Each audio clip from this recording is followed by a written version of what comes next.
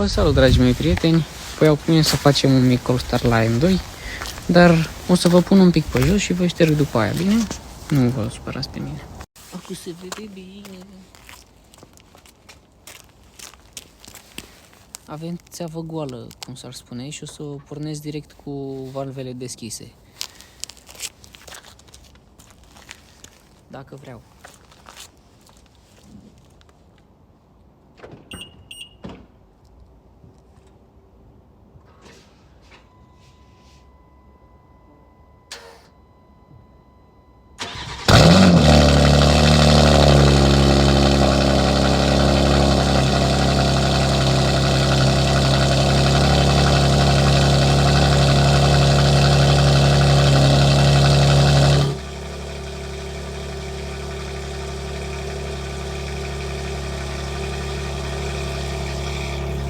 Se aude cu valvele închise complet.